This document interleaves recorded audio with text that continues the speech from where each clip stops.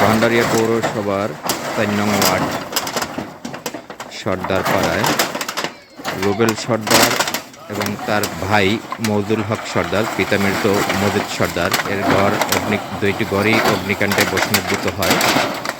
তো সেই ঘর দুটো পুনর্নির্মাণ করার জন্য, নূতনভাবে নির্মাণ করে দেওয়ার জন্য পিরোজপুর যুব উন্নয়ন সোসাইটির পক্ষ থেকে উদ্যোগ নেওয়া হয়েছে। সেই উদ্যোগের অংশ হিসাবে আজ 6 জানুয়ারি 2026 সালের মঙ্গলবার সকালবেলায় যুব উন্নয়ন সোসাইটির পক্ষ থেকে সংস্কারের কাজের অংশ হিসাবে পরিষ্কার পরিচ্ছন্ন করা হচ্ছে।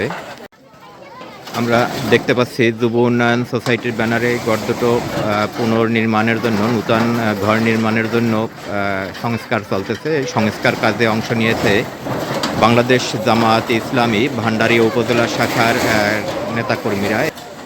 এই যে আপনারা দেখতে পাচ্ছেন পিরোজপুর যুব উন্নয়ন সোসাইটির ব্যানার, এই ব্যানারের এই সংগঠনের পক্ষ থেকে এই ঘর দুটো নূতনভাবে নির্মাণ করে দেওয়ার উদ্যোগ নেওয়া হয়েছে। তো আমরা ভান্ডারিয়া পৌরসভার 4 নং ওয়ার্ডবাসীদের পক্ষ থেকে পিরোজপুর যুব উন্নয়ন সোসাইটির উত্তরোত্তর সাফল্য কামনা করছি। তারা যেন এভাবে আরও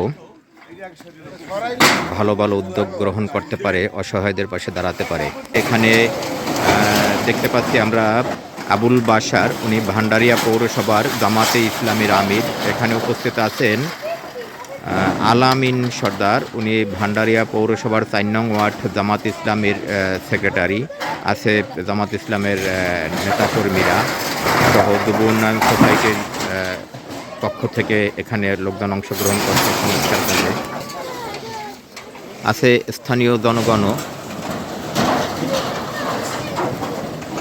দেখতে পাচ্ছেন গত কয়েকদিন পূর্বে এই ঘর দুটো অগ্নিকাণ্ডে ভস্মীভূত হয়ে যায় এবং এলাকাবাসী বলছে রুবেল সর্দার এবং মৌজুল হক সর্দার এরা দুইজনেই বেশ অসহায় এবং ঘর দুটো এখানে উদ্ধার করার মতো কোনো পরিস্থিতি ছিল না, একেবারে সব কিছুই ধ্বংস হয়ে যায়।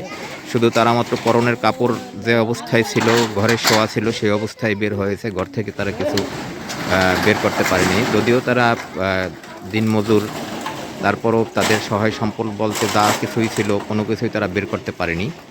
তো সেই অসহায়দের এই ঘর নির্মাণের জন্য পিরোজপুর যুব উন্নয়ন সোসাইটির পক্ষ থেকে উদ্যোগ গ্রহণ করা হয়েছে তাদের ঘর দুটো নূতনভাবে নির্মাণ করার জন্য, এবং বাংলাদেশ জামায়াত ইসলামী ভান্ডারিয়া পৌরসভার পক্ষ থেকে তাদেরকে সহযোগিতা করা হচ্ছে। আছে স্থানীয় জনতাও, তারাও এখানে সহযোগিতা করছে কাজে।